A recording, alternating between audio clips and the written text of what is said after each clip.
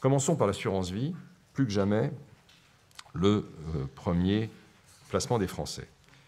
Les chiffres sont éloquents et ils sont bons.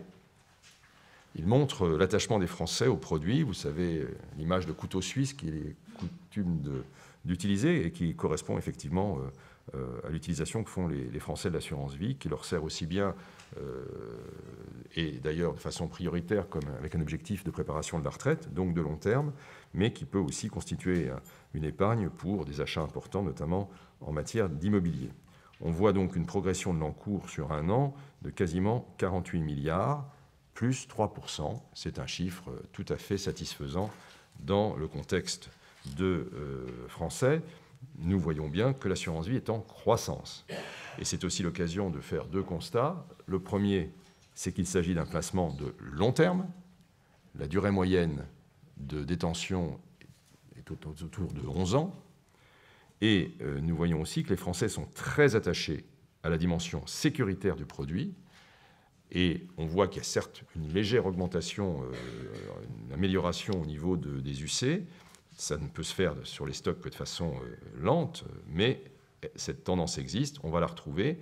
On voit qu'il y a une proportion de Français qui, dans le contexte, sont prêts à prendre un petit peu plus de risques pour avoir un meilleur rendement.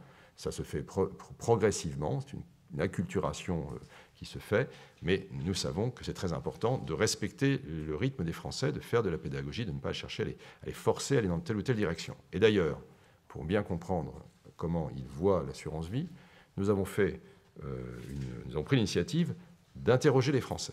C'est-à-dire qu'on a fait un grand sondage. Je vous dis tout de suite que nous le communiquerons d'ici quelques jours. Dans son intégralité, il est très puissant, il va très en profondeur sur la psychologie, les comportements et l'appréhension par les Français de l'épargne. Mais on a voulu vous donner en exclusivité, je dirais, pour aujourd'hui, quelques éléments justement pour illustrer cette approche. Premier élément, c'est la question de l'appréciation du risque. Vous savez, l'assurance vie, c'est deux choses. C'est le long terme et c'est la possibilité d'utiliser cet investissement à long terme pour aller dans le sens d'une utilisation à plus fort rendement, c'est-à-dire vers des placements plus risqués. Encore faut-il voir si les Français sont d'accord. Et là, vous voyez, on pose la question très simplement, est-ce que les gens seraient prêts à prendre plus de risques ? On voit que la répartition est de celle que vous voyez, 78-22. Vous remarquerez d'ailleurs que c'est à peu près la même proportion que le stock entre les UC et les contrats en euros. On a 80-20, c'est en gros cette proportion. On a aussi posé une question d'actualité, c'est-à-dire on savait qu'il y avait un certain nombre d'idées qui circulaient sur la question de savoir s'il serait une bonne chose d'avoir une taxe unique, un taux d'imposition unique sur l'ensemble des produits d'épargne, y compris l'assurance vie. Donc on leur a demandé si ce serait plutôt une bonne ou une mauvaise chose. Et voilà les résultats. C'est donc une mauvaise chose pour les 3/4 d'entre eux. Mais si on s'intéresse à ceux qui sont les détenteurs d'assurance vie, et en particulier à ceux qui le détiennent, ce qui est l'objectif au-delà de 8 ans, eh bien, c'est plus de 9 Français sur 10 qui y sont opposés. Qu'est-ce que ça veut dire ? Ça veut dire que l'interprétation que j'en fais, c'est que les Français savent très bien, avec l'assurance vie, qu'ils ont passé un contrat de long terme avec l'État. Un contrat de long terme qui repose sur 3 idées simples, donc le long terme, la sécurité et la stabilité. Les gens acceptent de s'engager sur le long terme en contrepartie d'une vision et d'un engagement pris par l'État de stabilité. Et c'est cet engagement sur le long terme qui permet des placements eux-mêmes plus directement liés à l'économie par opposition au court terme. Et donc, ça, c'est la première idée. Et on voit bien d'ailleurs que les Français considèrent l'assurance vie, comme le livret A d'ailleurs, leurs 2 placements préférés, à part des autres produits d'épargne. D'ailleurs, si jamais demain il devait y avoir des modifications, ils ne comprendraient pas qu'il puisse y avoir une quelconque discrimination entre les deux. En tout cas, ils tiennent à cette dimension de long terme de sécurité et de stabilité de l'assurance vie, et j'ai envie de dire, ils ont raison. La preuve, les résultats, on voit en 2016... Alors, j'attire votre attention sur le fait qu'à gauche, on a présenté pour l'année 2016 les taux de rendement en brut, mais lorsqu'on veut les comparer sur les 5 années écoulées, on les a fait en net pour que les comparaisons puissent être non parasitées par l'inflation. Donc vous voyez que l'assurance vie a continué à procurer les meilleurs rendements et que d'ailleurs la prise de risque a été récompensée puisque on voit qu'en moyenne, on dépasse les 5% net d'inflation. C'est donc la preuve de la pertinence et de la bonne forme de ce produit. Lorsqu'on regarde donc ce qui s'est passé en 2016, on voit une image de stabilité. Les chiffres sont quasiment les mêmes et il y a une certaine stabilité aussi dans la structure entre l'euro et l'unité de compte. En réalité, derrière cette stabilité apparente, l'année 2016 s'est décomposée en 2 temps. Pendant le premier semestre, et je dirais même les 9 premiers mois de l'année, la croissance était supérieure. Et c'est seulement au cours des 3 derniers mois de l'année qu'il y a eu un repli que vous avez suivi, parce que vous suivez les chiffres qu'on communique chaque mois.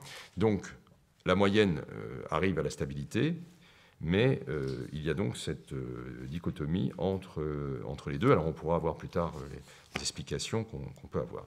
En ce qui concerne donc le paysage de l'assurance vie, il est donc composé aujourd'hui de 3 piliers, les fonds en euros, les fonds en unité de compte et l'eurocroissance, qui est un produit qui a souffert de conditions défavorables à son lancement, puisqu'on a été à la fois victime, je dirais, de la lenteur administrative à prendre les décrets. Donc la réglementation tardant, le travail des assureurs a été retardé d'autant, et s'est ajouté le contexte de taux. Mais je dirais qu'aujourd'hui, le produit commence maintenant à être diffusé de plus en plus largement par nos adhérents. C'est maintenant qu'il va pouvoir faire la preuve de son efficacité. Et c'est très important parce qu'il montre bien, il est le produit que les Français attendent, quelque chose qui correspond à leur souci de garantie, de précaution, de sécurité, mais en même temps à leur acceptation de l'idée d'aller rechercher quelque chose qui leur permet d'avoir un meilleur rendement dans le contexte de taux. Et donc, c'est pour ça qu'on qualifie de juste milieu, avec une dynamique. Certes, les montants ne sont pas encore énormes, mais il y a une vraie dynamique au niveau des encours. Une question importante qui a été beaucoup traitée dans la presse au cours des derniers mois, avec d'ailleurs des appréciations assez contrastées. Est-ce que l'assurance vie est solide ? Alors vous avez la réponse qui avait été faite par le gouverneur de la Banque de France, président de la CPR, que vous pouvez lire, c'est-à-dire qu'il s'en satisfaisait. On a pensé que c'était utile d'illustrer ce propos du gouverneur en rappelant qu'est-ce qui constitue le socle des provisions diverses qui, aujourd'hui, assurent la solvabilité des compagnies d'assurance. Alors, vous voyez dans l'ordre, on a mis les provisions en bas, donc c'est un peu le dur, et puis on a ajouté les plus-values latentes en distinguant celles qui sont sur actions et actifs immobiliers et celles qui sont sur les titres obligataires. Et je dirais simplement que les assureurs affichent en moyenne une marge de solvabilité 2 fois supérieure aux exigences réglementaires. Dernier point pour illustrer la situation française, la part des retraites, c'est quelque chose que beaucoup d'entre vous connaissent, mais c'est quand même toujours important de rappeler à quel point la France est en situation particulière par rapport aux pays industrialisés. Vous voyez, seuls 2% représentent la part des prestations des régimes de retraite, alors qu'il y a un appétit de nos concitoyens pour souscrire à des produits de ce type. Et on voit que les encours de la retraite par capitalisation ont progressé de 19% entre 2013 et 2016, et on espère que la création des fonds de retraite supplémentaires, ce qu'on a appelé les fonds de pension à la française, va renforcer ce mouvement.